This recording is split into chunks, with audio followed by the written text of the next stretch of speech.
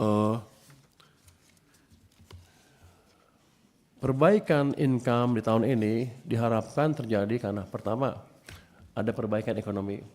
Karena keberhasilan kita dengan petunjuk dan dukungan dari Komisi 11 tahun lalu, kita bisa mengembalikan arah ekonomi, membalik arah ekonomi. Saya yakin ekonomi kita sekarang bisa tumbuh lebih cepat daripada yang ditargetkan di APBN. Itu otomatis akan menaikkan pendapatan pajak. Assuming kita lihat di bulan Januari sudah mulai kelihatan hasilnya.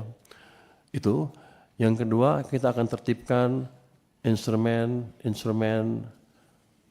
pengumpulan pajak kami, pendapatan kami dari bea cukai maupun dari pajak.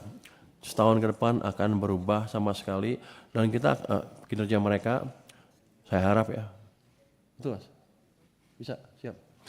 Jadi itu, terus kita gunakan semua advance teknologi yang mungkin untuk mendeteksi kebocoran-kebocoran yang ada.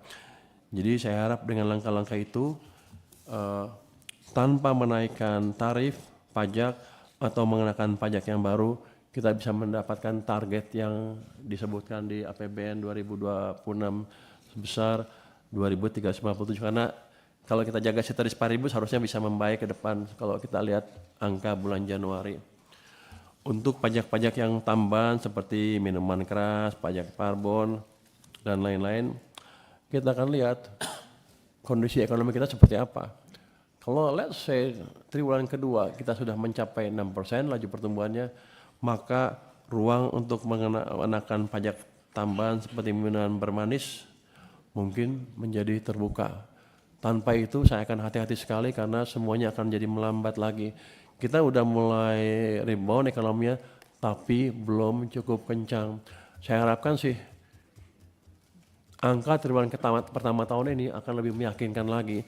Saya akan turun ke bawah untuk memastikan segala program-program pemerintah bisa berjalan dengan baik, sesuai tepat waktu, tepat sasaran dan sedikit kebocoran. Kan Komisi 11 sudah memberikan saya wewenang untuk datang ke Kementerian Lembaga untuk meriksa bagaimana mereka membelanjakan APBN-nya. Saya akan jalankan itu dengan baik, dengan semaksimal mungkin. Saya mohon dukungan dari Komisi 11 untuk melakukan hal itu ke depannya. Apa lagi?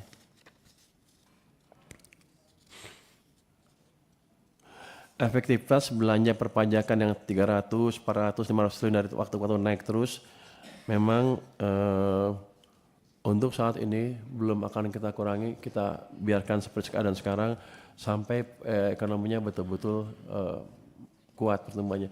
Untuk mengukur dampaknya satu persatu agak susah karena kita taruh semua stimulus di triwulan keempat tahun lalu dan sepanjang awal tahun 2025 juga ada sedikit, sehingga kita nggak bisa ngitung dengan pasti berapa sih dampaknya. Tapi yang jelas kita lihat adalah